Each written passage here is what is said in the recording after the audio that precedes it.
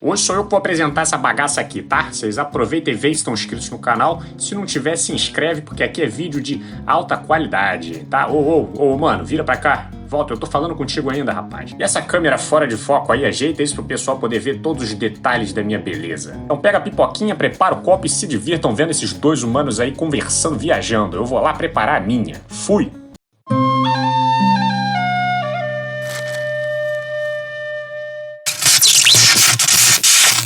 E agora começa o Slow Responde. Felipe, ele perguntou, o vírus é ser vivo ou não? Isso aí é uma discussão, né? Uma discussão muito interessante, porque qual que é a definição mesmo de um ser vivo, né? Como é que a gente classifica perfeitamente um ser vivo? É um ser que se desenvolve, se reproduz? É um ser que tem um metabolismo complexo dentro dele, né? Possui células. Células, mas ou talvez só uma célula, né? Um ser vivo pode ser unicelular. Sim, mas é formado por célula. Material genético, né? Todo ser vivo tem material genético, todo ser vivo tem metabolismo, tem células, tem a capacidade de nascer, crescer, se reproduzir, morrer, ciclo de vida. Tem a discussão interessante, né? Que se fosse só crescer e se multiplicar, o fogo poderia ser considerado um tipo de ser vivo. Porque o fogo se espalha, cresce e se multiplica, né? Mas não é por outras características necessárias pra gente classificar a vida. O vírus, ele tem um material genético, né? Pode ser uma fita de RNA, pode ser uma fita de DNA. Ele tem uma camada que separa ele do meio externo, né? Isso também é uma das coisas interessantes para classificar a vida. E ele se reproduz também, né? Só que o interessante é que, assim, nas células, né, que é a unidade básica dos seres vivos, o que vai delimitar essa estrutura é uma membrana plasmática, que é uma estrutura que tem a capacidade de ter permeabilidade seletiva, né? Ela consegue selecionar o que entra e o que sai, gasta energia para manter diferenças de concentração entre o meio interno e externo. E o vírus, ele não tem uma membrana que faz isso justamente pela ausência de metabolismo. Então, o que vai separar ele, né, esse material genético do meio externo, é só uma capinha de proteína, que é o capsídeo, e às vezes esse vírus pode ter um envelope além desse capsídeo proteico, que é como o coronavírus, que ele é um vírus envelopado, mas não é uma membrana, sabe? Isso é importante. Porque ele não consegue selecionar o que entra e o que sai. É muito interessante que existem vírus que parasitam outros vírus. Você sabia disso? Vírus que consegue entrar junto ele pega uma carona nos outros vírus e vai se multiplicando junto com o vírus. Que é o vírus do vírus. Nossa, não sabia disso, não. Não sei se tem um bater martelo, assim. Eu acho que dentro dessas classificações que a gente colocou aqui, ele acaba não se enquadrando, né? Mas eu acho que essa é uma discussão que fica mais ou menos aberta dentro da biologia, né? Tá, vamos lá. Pergunta do Pedro. Por que falar de ciência no YouTube tem que ter cabelão?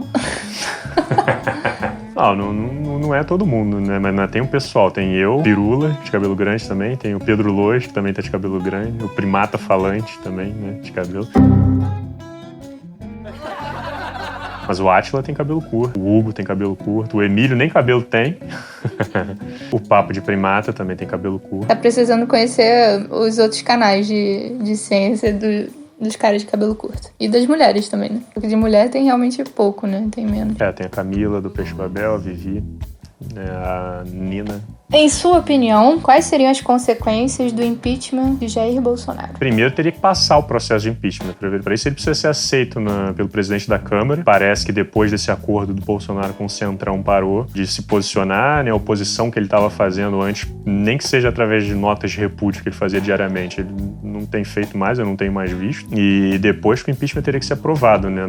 Na Câmara e no Senado, principalmente, né? Mas supondo que ele se concretizasse, né? Que tirassem o Bolsonaro, assumiria o vice, né, que seria o Mourão. Eu tenho a esperança de que, apesar de todos os riscos, pelo menos o Mourão ele ia tirar os olavistas do governo, que já é um avanço. Dá pra fazer uma limpa nesses olavistas, né, que é o ministro da Educação, o Chancellor, o ministro das Relações Exteriores, todo esse pessoal que entrou na área da cultura, na área da educação, que inclusive estavam passando um projeto nazista mesmo, né? O Alvin que fez o plágio praticamente do Goebbels, com aquele vídeo horrível que ele fez. Aquilo foi bizarro, cara. Um projeto cultural nazista sendo implantado aqui no Brasil, né? Isso aí é tudo ligado com o Olavo de Carvalho. A educação aqui esse projeto educacional de você ir contra as universidades, sabe? Essa briga com as universidades como se elas fossem um problema. Isso é tudo teoria de Olavo de Carvalho, né? Então, boa parte das crises que o governo arrumou desde o início foi por causa dessa visão olavista, porque a família do Bolsonaro é olavista. E tanto o Bolsonaro quanto os filhos, eles idolatram o Olavo como guru intelectual. E o Olavo ali tá assim com o Steve Bannon, né? Ele é muito próximo da milícia virtual, então, tipo, é bem problemático isso daí. E aí eu tenho esperança de que, tirando o Bolsonaro, botando o Mourão, eu não sei se ele faria vista grossa pra esses olavistas todos. Eu acho que de longe a gente resolveria nossos problemas, porque a gente teria um general assumindo o governo, cheio de militares já dentro de cargos. Então sabe-se lá para onde levariam o governo, né? Se iam voltar a respeitar mais a Constituição ou se ia continuar caminhando num sentido autoritário e de abuso de poder. Mas eu acho que só de tirar os olavistas já seria um grande passo. Eu acho que para eles saírem tem que tirar o Bolsonaro primeiro, né? Do Daniel. Como você enxerga a doação de sangue pelo público LGBT QI+.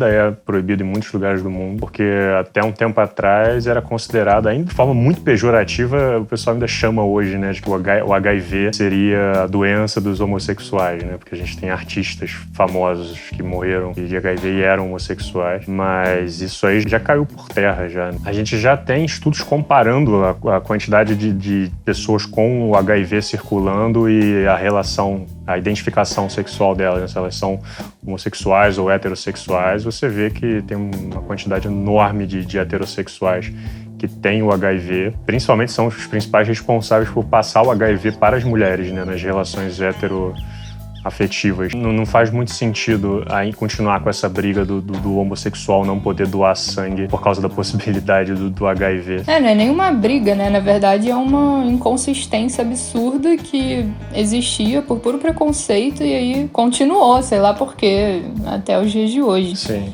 E aí eu tô vendo aqui a matéria do El País, é a matéria do dia de agora, dia 8 de maio. O título é assim: decisão histórica, o STF derruba a restrição de doação de sangue por homossexuais. A maioria dos ministros votou por tornar inconstitucional a proibição e considerou as regras da Anvisa e do Ministério da Saúde discriminatórias. Acho que ainda é muito vivo aquela ideia de que eu não quero o sangue de um homossexual circulando em mim, porque vai que isso mexe em alguma coisa nos meus hormônios. E tem essas pessoas têm uma paranoia muito grande, né, cara? Um medo de você se tornar um homossexual também. Não, isso se estende pra várias coisas também, tipo, sei lá, menino, não pode brincar de boneca, porque eu tenho medo que... E aí vem outra pessoa e fala o quê? Que ele se torne um bom pai quando ele crescer, sabe? Tipo, qual é o problema do menino brincar de boneca? E se ele quiser, deixa. E o sangue, antes de você fazer a transfusão, você tem que fazer uma análise sanguínea ali pra ver se aquele sangue tá realmente saudável, né? Apesar do questionário que você faz antes. Então, tipo, teoricamente, você já deveria ser mais do que suficiente nessa análise pra você avaliar se aquele sangue ali tá saudável ou não pra ser passado adiante. E relacionar isso com a opção sexual da pessoa não faz o menor sentido, é puro preconceito. Com a orientação sexual. Orientação. E esse papo é antigo. Eu cheguei a fazer um vídeo no Blablalogia sobre isso, sobre exatamente essa discussão. Tá aí pra quem quiser assistir. Um vídeo que eu lancei na época com o pessoal no canal que eu fazia junto com o Emílio, com o Carlos Ruas, com o Pirula. Então tá aí pra quem quiser assistir. Pergunta do Lucas: qual o número atômico do manganês? Eu já vi tantas vezes. Vai ter que acertar, hein? Nossa. Pior que eu não sei. Acho que é 15, talvez. Chuta um número, sei lá, então. chutei um 15. Mas eu não tenho certeza. Foi meio de intuição, assim. É 25. 25. Bom, cheguei perto. Você acha que futuramente Bolsonaro irá responder publicamente como genocida? Eu acho que cedo ou tarde isso vai acontecer. Nem que seja internacionalmente. Isso já tá acontecendo, o mundo tá vendo. E ele tem responsabilidade total no que tá acontecendo, né? Esse meu último vídeo que eu fiz agora pra falar sobre a quarentena, a pandemia, tipo, eu tô mostrando que existe relação do começo da campanha dos empresários, que foram muito provavelmente os mesmos empresários que vêm fazendo essas campanhas todas nas crises políticas dentro das redes sociais pra poder defender o governo, envolvendo aparelhagem, robôs e desinformação pra caramba. E eles fizeram campanha, estão fazendo campanha ainda, que foi inclusive publicada pela SECOM, né, que é a Secretaria de Comunicação Oficial do Governo, para fazer o Brasil não pode parar, né, para tentar acabar com o isolamento, entrar na briga contra os governadores. Eles estão confundindo a população com isso e estão conseguiram fazer uma mudança de tendência da curva de infecções do Brasil para cada vez mais. E se hoje a gente não tem o menor controle, a gente está perdendo o controle do que está acontecendo, isso está resultando num aumento de mortes do Brasil. O Brasil está virando o espetáculo mundial do que não se pode fazer numa pandemia, que é você ter o governo federal atuando a favor da pandemia, né? Contra as medidas de isolamento, sem dar nenhum suporte para monitoramento de dados. Então, é muito provável que vai se consolidar essa acusação de que o Bolsonaro foi responsável por parte considerável, significativa do caos que está acontecendo aqui. Vai continuar acontecendo por um tempo, né? Agora, se ele vai ser punido no Brasil por isso, aí eu já não sei, né? Porque o Brasil sabe como é que é, né? O cara que coordena centro de tortura é homenageado depois na Câmara e tá tudo bem, fica por isso mesmo, né? Então no Brasil a gente não sabe o desfecho que isso vai levar, mas a gente tem muito registro de dados e de estudos e de evidências dessa campanha mostrando que o governo tem uma responsabilidade nisso, principalmente o Bolsonaro, né? Pra essa mudança. Então ele deveria ser responsabilizado por isso sim, aqui no Brasil. Quais tipos de músicas você gosta de ouvir? Eu já passei por muitas fases de músicas diferentes. Eu já tive meu momento roqueiro, já tive meu momento mais música brasileira, MPB. Mas eu tenho uma playlist que eu fiz junto com um amigo meu, que se chama Vovó Loucura, que tá no meu Instagram, que todo mundo pode acessar, ela tá aberta. Foi feito com ajuda da inteligência artificial do Spotify, pra ir encontrando um estilo de música que fosse interessante. E a gente juntou uma playlist com mais de 20 horas de música pra gente ficar ouvindo. Então, pra quem quiser, tá lá, um bom estilo de música que vocês ouvirem. É uma mistura de jazz com um eletrônico, talvez, com às vezes um pouco de funk, rock, surf music. É uma mistura de vários elementos que fazem aquele estilo lá. É isso mesmo. Eu tenho achado muito bom. É bom pra botar como fundo de festa, assim, social, fica conversando e a musiquinha do Vovó Loucura atrás. Chamar o pessoal é perfeito pra ficar ouvindo. Ulisses, é possível a humanidade ter futuro digno sem revoluções que destruam o capitalismo? Essa é a pergunta de $1 milhão, né? Difícil responder isso, né? O pessoal tem essa ideia do capitalismo utópico, né? De que o capitalismo sozinho vai conseguir resolver os nossos problemas e vai melhorando a qualidade de vida das pessoas, né?